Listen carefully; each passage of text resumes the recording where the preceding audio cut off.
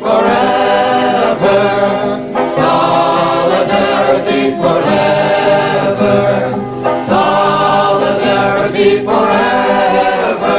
For the union makes us strong. This address that is supposed to be a feature address is not really that. I'm just going to speak to you because when we initially talked about a feature address,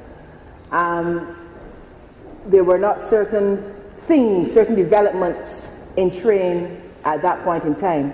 And we will have to put our heads together today and come up with some strategies that we need to devise to deal with what has arisen in recent times, and therefore I will not feature address you. I will just speak to you and perhaps stimulate thought for what we need to do later on. And the year in review has been I think, defining one for us. We continue to report increasing membership, and this is in the absence of the officers going around and actively attempting to attract persons to the BSTU. Persons are coming to us of their own free will and volition. They're saying that we are offering fearless representation and that they want to be a part of such a union. We have welcomed many new members in our ranks this year, and we are happy to have them in the expanding BSTU family, a family that I see expanding right down to our little singer this morning. I was so pleased and impressed. While we may come across as practicing fearless representation, we in the BSTU also pride ourselves on equitable and committed representation. There are no half measures for us in terms of what we do or how we do it. That is a legacy that we have inherited as a union and that we intend to leave for those who will follow us.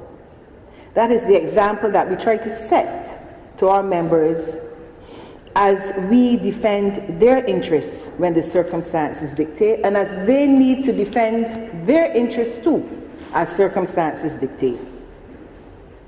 The year review has seen this union with ongoing frustrations of an inability to resume the quality and frequency of communication with the Ministry of Education that we had become accustomed to. And what we had become accustomed to operated before. Much has changed since then. And you would hear our continuing cry of an inability to get meetings to discuss issues of importance to our members, and by extension, issues of importance to education. Our exclusion from opportunities to be informed about or provide input on educational matters affecting both teachers and students in this country continues, regardless of the importance of those matters to those two major stakeholders in education. In fact, even to get a meaningful response to correspondence is a major feat. The level of disrespect is unfathomable, and we continue to say it filters down into every segment of the society, and the ministry sets the tone in this regard.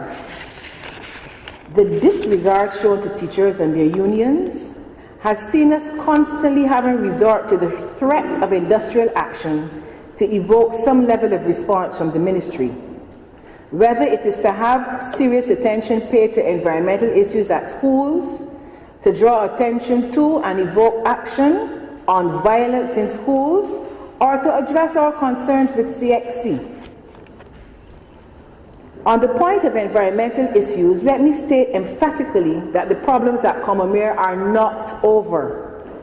This term has seen a continuation of smells and stench invading different sections of the school compound, at times forcing the evacuation of classes, individual classrooms, or larger blocks on the compound. I have received reports from members during the course of every week of this term about these ongoing problems. And whether it is sabotage, as some have stated, based on the reported presence of paper towels, described in the press as hand towels, giving the impression that they're fabric towels and not paper towels. Or the torn exercise books that the expert team has reportedly seen no actual evidence of. Neither have they seen any pictorial evidence which the minister claims to have. Whatever it is, we are putting the ministry on guard. Our teachers and students have put up with and made accommodation for this ongoing major health hazard all term long. It will not continue into next term. The ministry should have been made aware of all the reports, the same reports that I have been receiving, the reported numbers of students that have fallen ill, the number of times that ambulances reportedly have had to remove children from the compound this term, the number of teachers that continue to fall ill. The reported situation is untenable and unconscionable. Neither the administration of the school nor the president of the PTA can be allowed to reportedly misrepresent the situation by stating in the former instance that it is a garbage truck or a truck containing offal that is passing the school, or in the case of the PTA president that the students that were seen on the field and photographed on the field by the press were actually there because it was break time. The break time would have changed for that day and those days at Commermere. We have to stop burying our heads in the sand, and common sense and caring and concern for the health and well-being of all persons on the compound must now take precedence over anything and everything else. And all the parties involved had better be aware of our position on this. In relation to continuing health and safety issues, the BSTU visited St. George Secondary on 2 occasions coming on to the end of term. Was it the last week or second last week? Second last week. Our officers were, including myself, we were able to see a well overflowing into the schoolyard. On investigation, we were informed that it was a sewage well. And we could see small bits, I could see small bits of toilet paper evident in the flowing, smelly water. The water flows across the schoolyard by the resource room, and along various teaching areas there. We were made to understand that this has been happening for a while, and that reports have been made that on occasion sanitary pads could be seen floating as well. And again we ask ourselves, what is happening in some of our schools? What are some of our administrators and boards of management thinking? How has this problem not already been addressed? What message is being sent to workers and students in some circumstances in relation to any concern or caring or respect for them as workers and as people using that compound?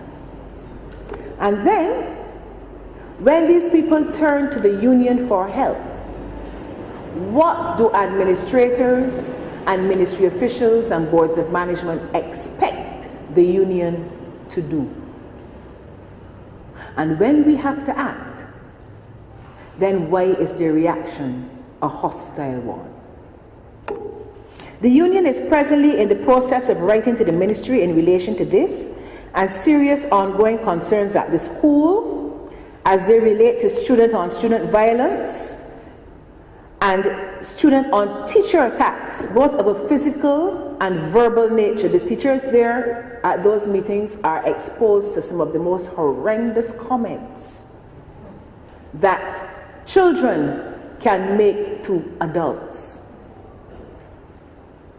I commend highly the teachers who work there and who continue to give of their best under the most difficult, frustrating, and demotivating of circumstances, and warn that a meeting with education officials must be had in short order to address the serious concerns there. if the school is to have the type of start that the Ministry of Education might want at the beginning of next term. 2017, we promised our members, is a year of action. And you have said to us that enough is enough. And we are not going to treat any one school, this union is not going to treat any one school concerns at any one school any differently from another. Anywhere that we have members, we are addressing your concerns in the same way, with the same level of energy and commitment and dedication to you as our membership. And so we are sending a warning to the Ministry of Education that St. George Secondary needs a serious look-see. And the teachers there are fed up, they're frustrated, they're demotivated, they are, above everything else, hurting. And when I say hurting, I mean hurting. We had a meeting at which we saw tears. There's no reason why in 2017 in any school in Barbados, persons should be subjected to the type of working conditions that have been existing at St. George Secondary. And those members have only become, at St. George, have only become our members this academic year. And we are taking their concerns very, very serious. Not even at the start of this, from the start of this academic year.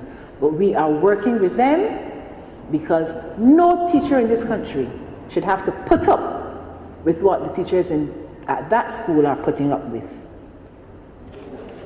We are ending this term of office with a number of unresolved issues that the new executive may have to use all the means necessary within the union's power to have them resolved, and to have them resolved as soon as possible. We are tired of the talk. You are hearing ministers in this government talking about unions resorting to industrial action as a first measure. But all of you all know better than that. Because all of you all know of the letters that we write, of the meetings that we seek, of the level at which we are ignored. And all of you know that industrial action is the last resort of this and all of the other serious, mature and responsible unions in this country. But there is a concerted attack on unions that I will deal with a little later.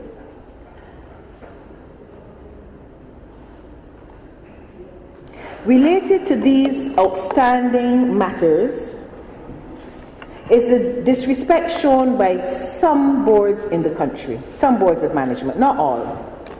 And I will raise two in particular because this is a time now for naming. Before we would refer to boards and we would say officials and so on, but I think that the public now must be aware of what we as teachers go through and what we have to put up with and where it is coming from. The boards of management of some schools do not seem to be aware of the grievance procedure, grievance handling procedure as it is legislated. That grievance handling procedure is to deal with matters that concern teachers, areas of potential conflict, and to stop the conflict from escalating to the stage of a dispute. Because once a conflict becomes a dispute, the way that that dispute is usually handled is with industrial action. So the grievance procedure is a method put in place for persons to come together and try to resolve conflict or resolve an issue before it reaches a stage of conflict to even escalate to grievance. It is therefore a very important procedure, and that is why it was legislated. And its importance as a way of managing conflict was understood by this union long before many others, and long before it was even law, because we had a grievance procedure in place accepted by the Ministry of of the Civil Service and the Ministry of Education long before it was law in the Public Service Act. So those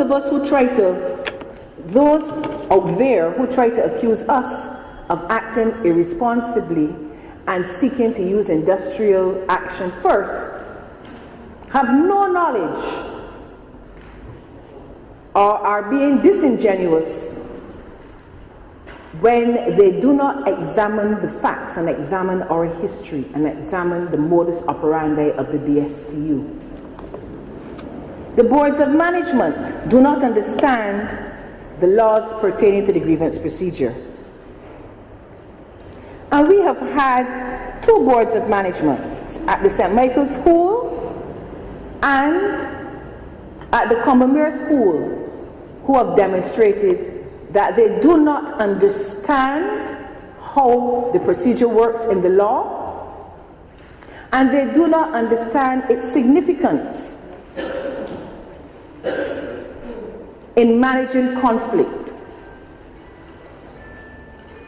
In both instances, we went to a grievance procedure process to boards who were not at all in any way seriously prepared to partake in a meaningful way in the process.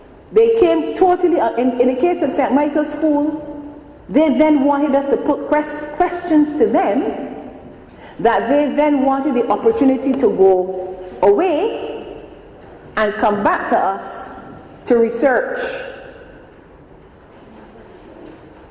That is not how it is done.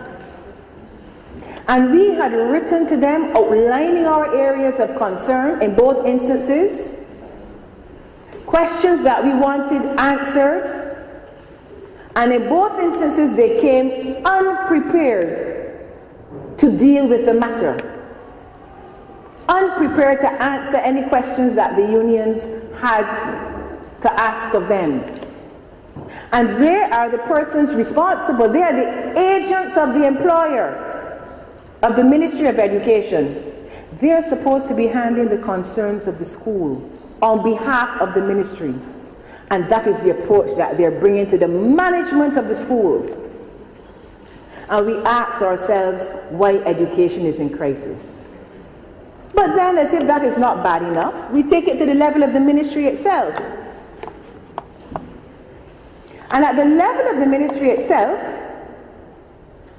when we referred the matter from St. Michael's School to the next level, which is the ministry, and we wrote requesting the meeting in the 5 days that they're supposed to respond to us in, 6 weeks passed. 6 weeks passed without a response from the Ministry of Education. And let me just say, they have not responded to us yet. And that was since October last year. This is the Ministry of Education ignoring the law of the land, ignoring and disrespecting a union's request to engage in this legal meeting. And this is the same ministry that, in choosing to ignore the law when it suits it, wants to invoke it when we have a mobile meeting.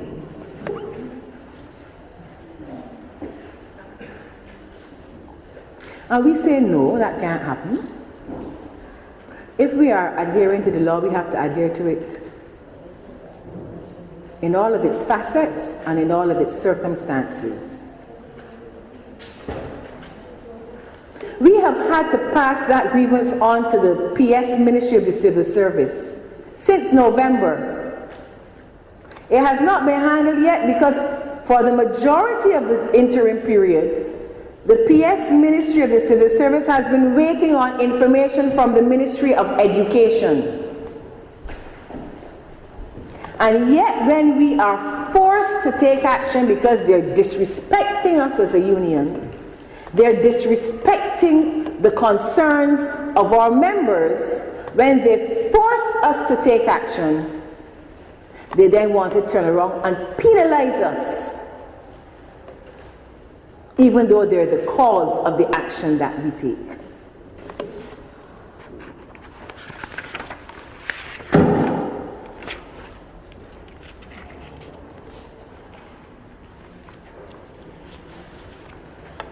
In relation to the grievance procedures, at least we could say that the two boards of management met with us. The Ministry of Education has not even extended that measure of respect. But if they haven't written, certainly they would not meet. The public can see and understand for themselves the problems that we are facing. This is a grievance started in September 2016, and this is now April 2017, and we have not been heard on it as yet. And then we have the problem of a particular private school where one of our members was unfairly dismissed, and we had to take the matter to the Chief Labor Officer. The board refused to come to the meeting that the Chief Labor Officer held. Only the President came, and she did not come in any frame of mind to have any discussions that could have been meaningful or productive. We are waiting for a follow-up meeting. This is months now. The board is showing no signs of coming to that follow-up meeting.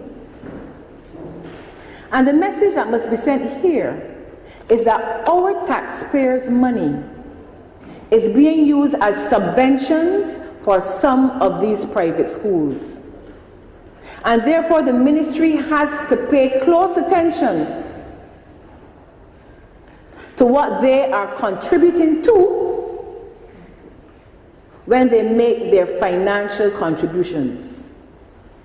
They have to pay close attention to what is happening to Barbadian workers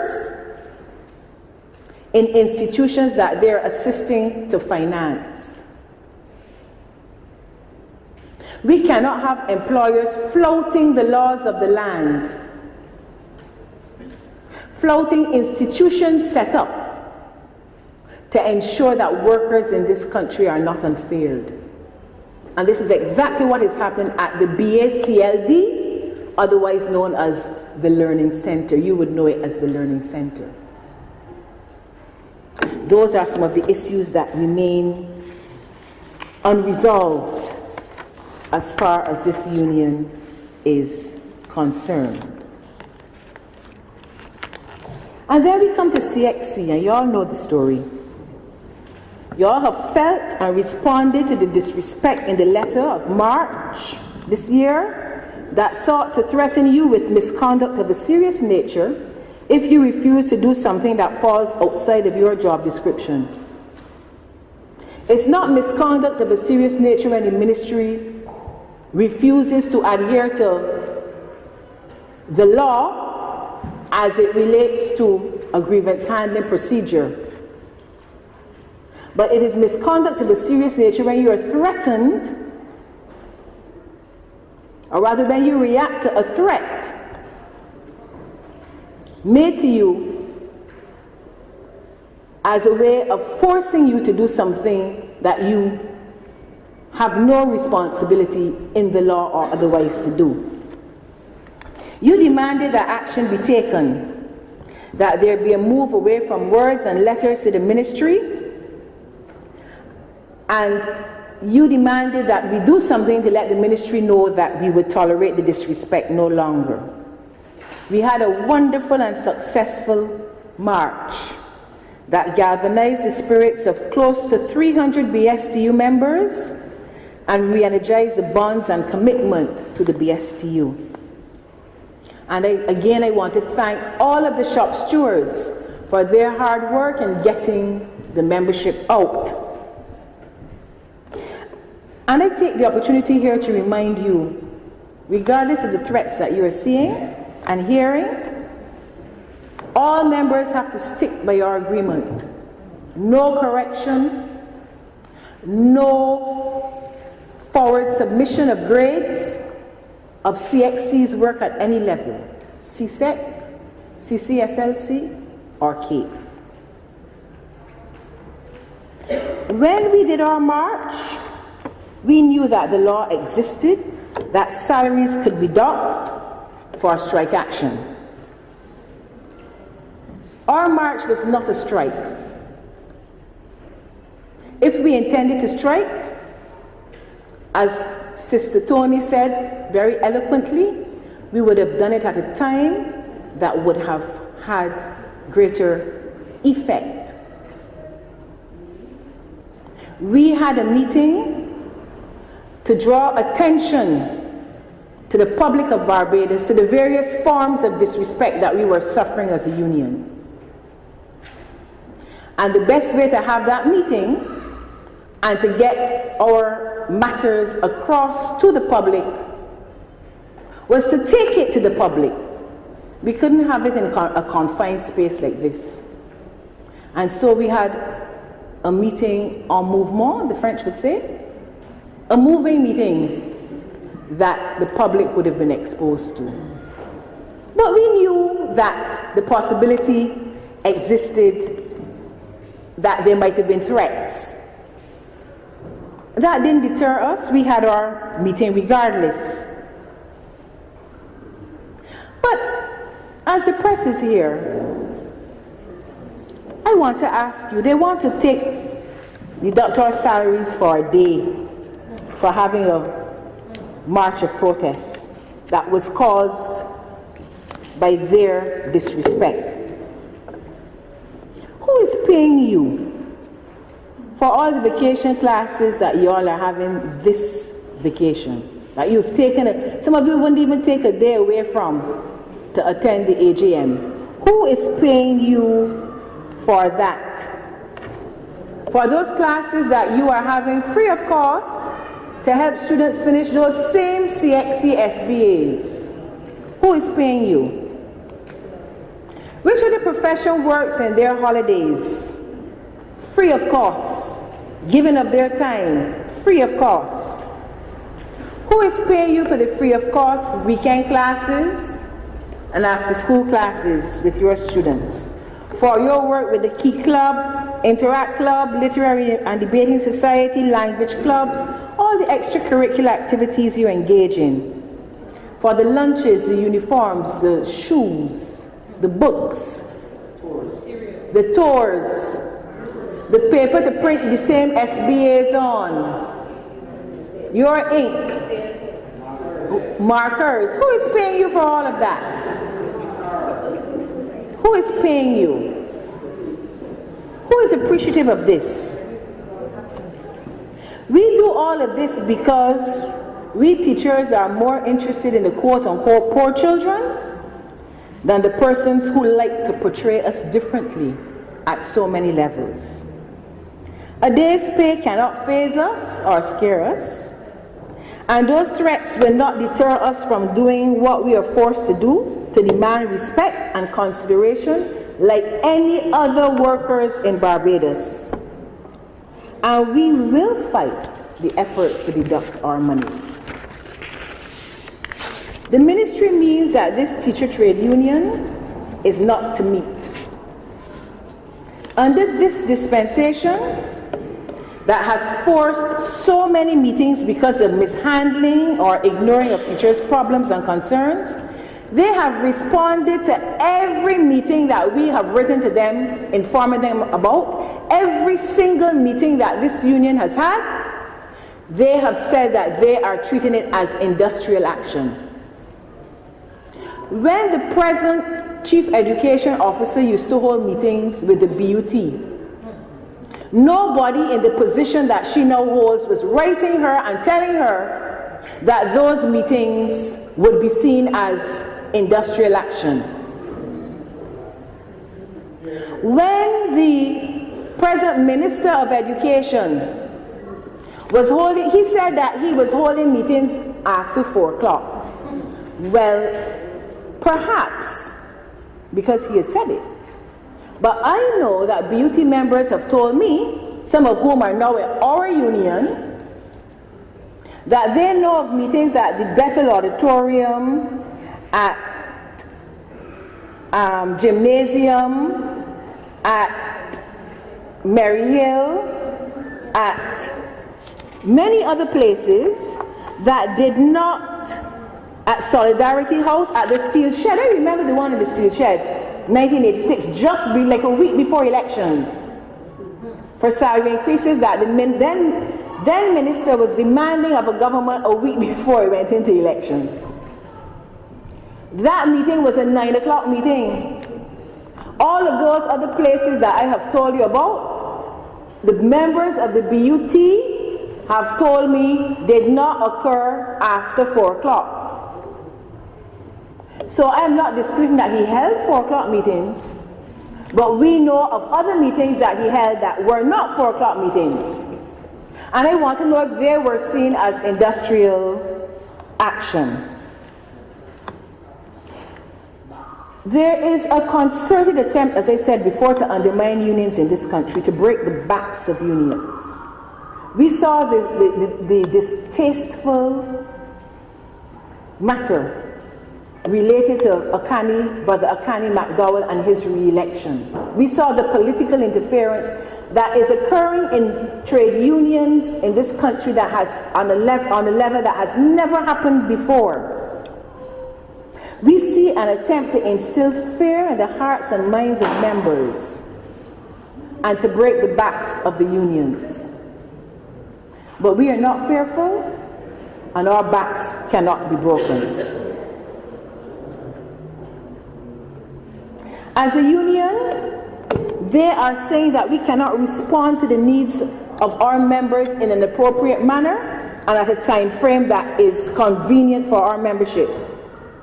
But the same ministry is allowing the principals of primary and secondary schools to meet every month, at least 1 day a month, for the whole day.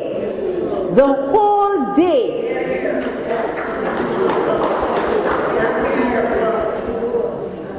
And we cannot have a meeting of a few hours to deal with matters that they as a ministry are not addressing, and matters that are impacting us in a real and serious way in our workplaces.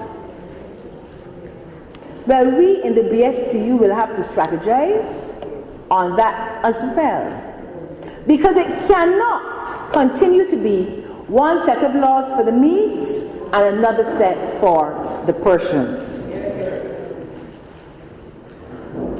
And as usual, we keep saying the same refrain, or singing the same refrain. All of these things are happening at a point in time where we have 3 past trade union leaders, 3 in leadership positions of the highest level at the Ministry of Education. The mind boggles. I want to say that the law in relation to the doctrine of pay is written in such a way that it allows for discussion of the circumstances leading to the strike action. Of course, when it is strike action, ours was not strike action. If culpability is on the part of the employer, then there is precedent for reasonableness and fairness to operate, and for the recognition that the union was left with no choice but to strike, and therefore pay should not be docked. In the case of the Alexandra School in 2012, I recall that we argued this, that the employers were directly responsible for the action, and for 23 days of declared strike action at Alexandra School, we declared that we were on strike. Because when we go on strike, we declare it. Not 1 day's salary, 1 day's pay, was docked from our salary. Not 1 day, 23 days of action, because the employer then accepted that they were culpable. And we will argue that the same thing applies. A similar rationale underscores our reason for our march for respect. Disrespect and disregard for us as a union and for our right to represent our members' interests. That was demonstrated in no quarterly meetings, no restoration of pay for months to persons who had been interdicted, no grievance procedure, no return to the table in relation to ongoing discussions we have had with some of our members, no consultation, no negotiation on the SBA issue. Those are just some of the areas in which the ministry failed to act as a reasonable and responsible employer and forced us to have our march of disrespect. There is a precedent that when the employer is at fault, there should be no deduction, and we are going to go this same route in this circumstance. Our meeting in April was not a strike, it was a meeting.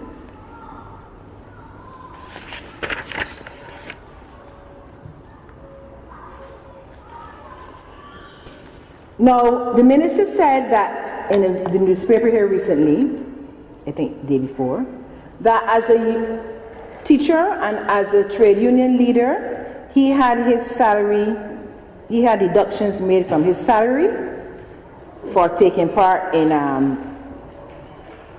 he said when they had to rumble, for taking part in rumbles. We don't rumble.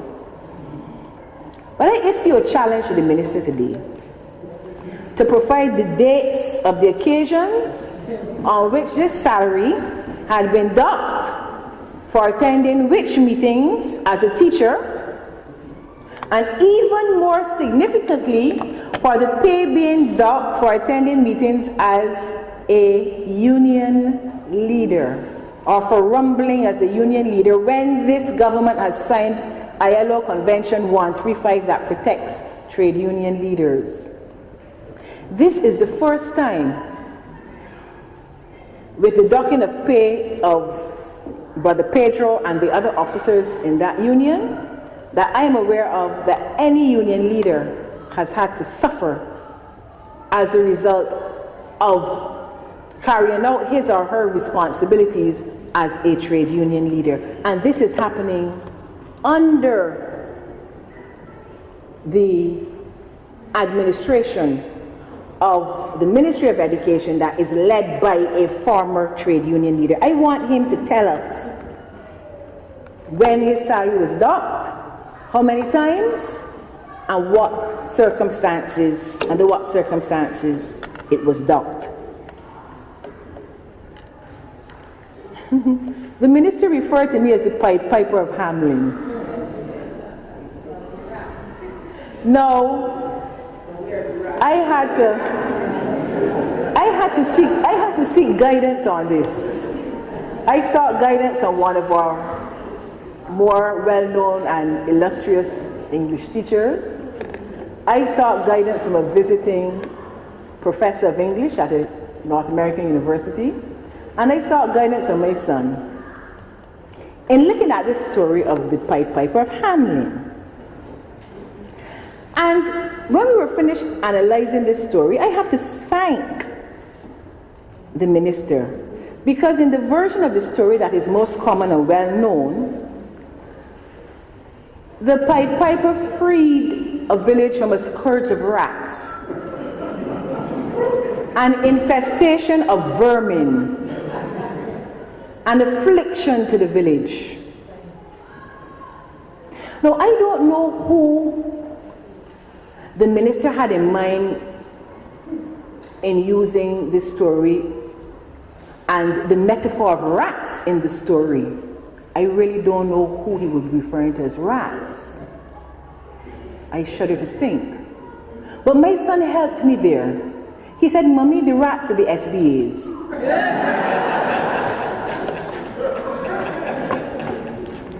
So the Pied Piper got rid of the SBAs.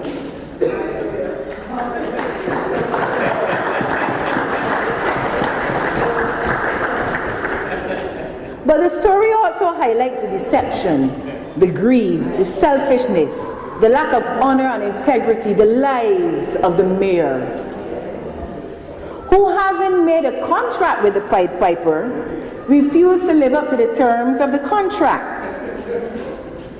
Who the minister expects the metaphor of the mayor to extend to, he would have to let us know. I wouldn't venture there, and I would leave the public to determine who the mayor is in the story. But the Piper leads away the children, who as a member, who as one of my mentors in this thing pointed out, these children were not possessed by demons, okay? The mayor was unable to crack the head off and shoot the Pied Piper. So the Pied Piper led the children away, and in so doing, forced the mayor to act honorably and pay the piper. The piper then returned the children to an environment free from the plague and the epidemic of the rats. And the children here we can see as the teachers and the children who have been plagued by CXC's SBAs.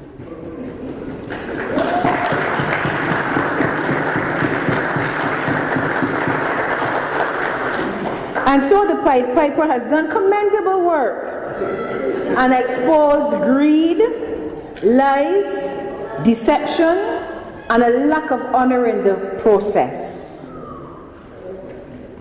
And I am proud of the Pied Piper. I don't know if you are. Anyway, we intend to write and tell the Ministry of Education not to touch a cent of our money. And we will deal with that in due course after the press has left. We will look at how we are going to strategize and move into next term. We are saying that the principals, we will deal with the more intricate matters in the absence of the press. But as we move forward, and I'm going to end here because I talked long enough. As we move forward, we have to be ready as teachers to make our voices heard in a way that we have not been too willing to do before. Too many other people write letters to the press. We can write excellent letters. We have to start writing letters. Look at John Goddard's excellent letter to the press. Any one of you could have done that. Don't sit back and wait. Let our story be heard out there. The calling programs, let us bombard the calling programs. Any and every occasion that we have to put our narrative out there, we have to use. CXC is having a meeting that is supposedly planned with the PTAs of the Lord School and West Avon. I called to register. In fact, the Assistant General Secretary called to register herself and to register me. And she was told that the schools only had a quota of 2 teachers each. Monica was told, right. Then I called to register myself, and I was told that the schools only had a quota of 1 teacher each. So those of you who were lucky enough to be quoted, please make sure that you do not sit down in there and let CXC fool the parents with any long stories, as we know that they're very good at doing. They will tell the parents that the students only have to, the students can hand in just 1 SBA, set of SBAs in 1 subject area to cover all 3 sciences. We know that that is not true because the students still have to cover all the labs in all of those science areas that form the burden of work for the teachers. We know that.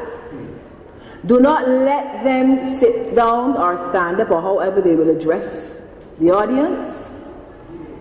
Do not let them mislead the parents. It is your responsibility as the practitioners to provide the practical truths. It is your responsibility to let CXC know the extent to which the SBAs are impacting on the students at a point in time when they should be consolidating. They're busy trying to complete SBAs.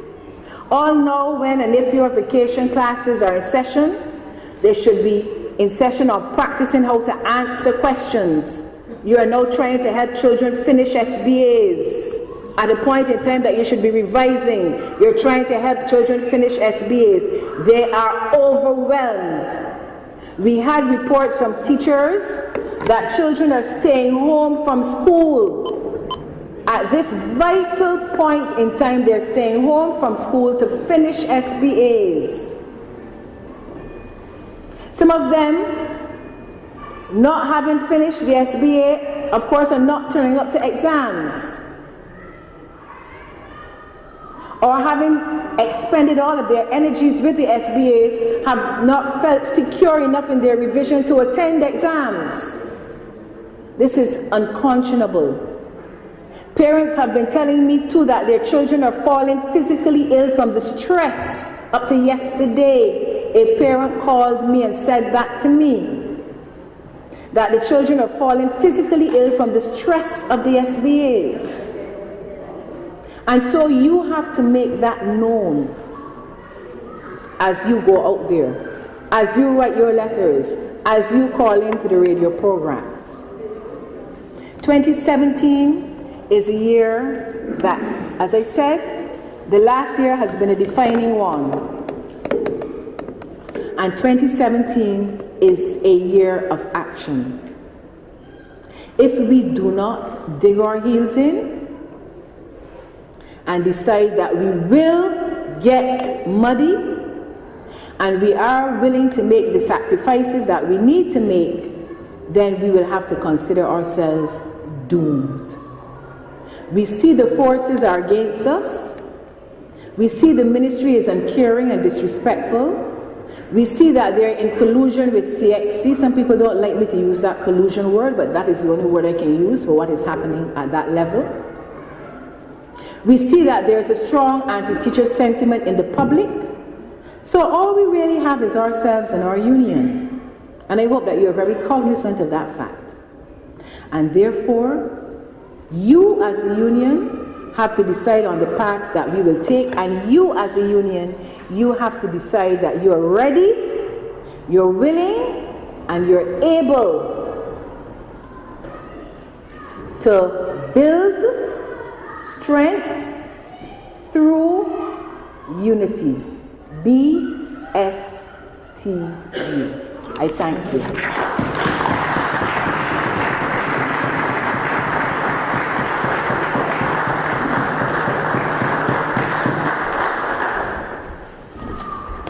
Madam Piper, we are extremely grateful to you for those words. Certainly, as one member said to me as I was moving around, you are preaching to the converted. And we now have to take the opportunity to spread the gospel to the public with regards to what teachers go through on a daily basis. Coming out of this meeting today, we do expect to put certain things in place that will assist us with regards to getting our own information out in a timely manner as well, because the media is here and already there are reports out there online with regards to this meeting. So I commend the media for doing a good job in setting an example, because that is also an example that we must follow as we put our own information out there and not depend on anybody to write the narrative for the BSTU. So as we move forward, coming out of today's meeting, we need to leave here with everything in place to deal with the public relations aspect of this union. Madam President, I thank you. Sorry, Madam Piper, I thank you.